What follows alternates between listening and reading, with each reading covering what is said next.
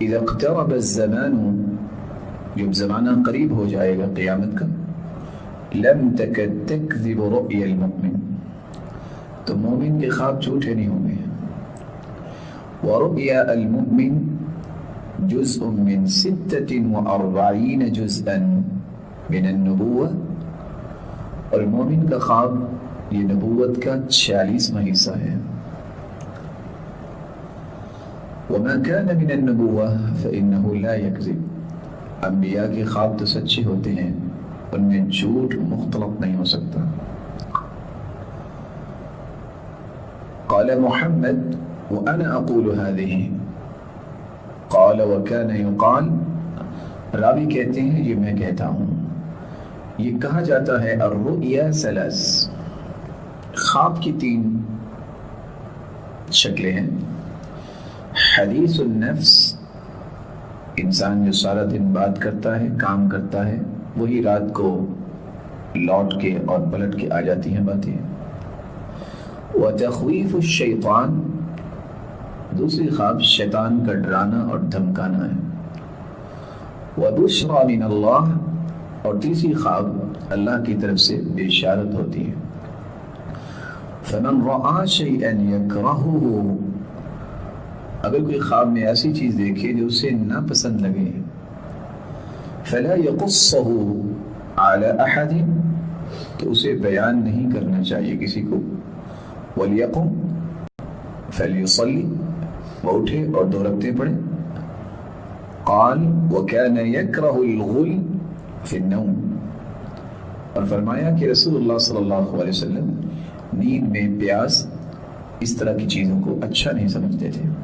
وكان يعجبهم القید، اور آپ کو قید پسند تھی، اور قید سے مراد کیا ہے؟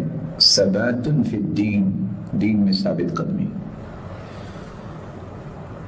قیامت کی اس نشانی کے متعلق نشاندہی تو رسول اللہ صلی اللہ علیہ وسلم نے کر دی، لیکن 4 باتیں خواب کے متعلق یاد رہنی چاہیے. نمبر 1، جس شخص کی عام گفتگو میں جتنا سچ ہوگا اتنی ہی اس کی خواب سچی ہوگی. یہ نہیں ہے کہ وہ عام گفتگو میں تو اس قدر ڈھٹائی سے جھوٹ بولے اور اس کی خوابیں سچی ہوں، ایسا نہیں ہو سکتا. دوسری بات، کچھ لوگ خوابوں سے خوف زدہ ہو جاتے ہیں. تو خواب چونکہ 3 قسم کے ہیں، الرؤیا ثلاث، خواب کی 3 شکلیں ہیں. الرؤیا الصالح من اللہ، اچھے خواب اللہ کی طرف سے.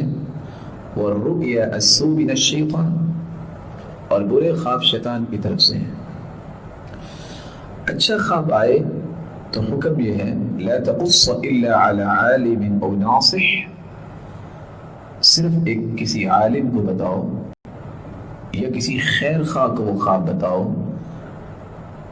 اور اگر برا خواب آئے تو کسی کو مت بتاؤ، بلکہ اٹھ کے 2 رکعتیں پڑھو، صدقہ کرو، اور بائیں طرف اپنے چہرے کو کر کے 3 مرتبہ دھتکار دو. اور اگر اضغاث احلام، جس کو حدیث النفس بھی کہا گیا ہے، صبح کے امور ہی رات کو پلٹ کے آ جائیں تو پھر اپنی خوراک کا خیال کرو. ضرور آپ نے کھانے پینے میں کوئی اونچ نیچ کی ہوگی، اس کی وجہ سے، اس طبیعت کی خرابی کی وجہ سے یہ چیزیں لوٹ کے آ جاتی ہیں. تیسری بات جو خوابوں کے متعلق ابن سیرین رحمہ اللہ تعالی کی بات یاد رکھنے والی ہے، وہ کہا کرتے تھے اتقوا اللہ فی الیقظہ لا یضرکم الرؤیا، تم بیداری میں اللہ ذوالجلال سے ڈرتے رہو، خوابیں تمہیں کبھی نقصان نہیں دیتی.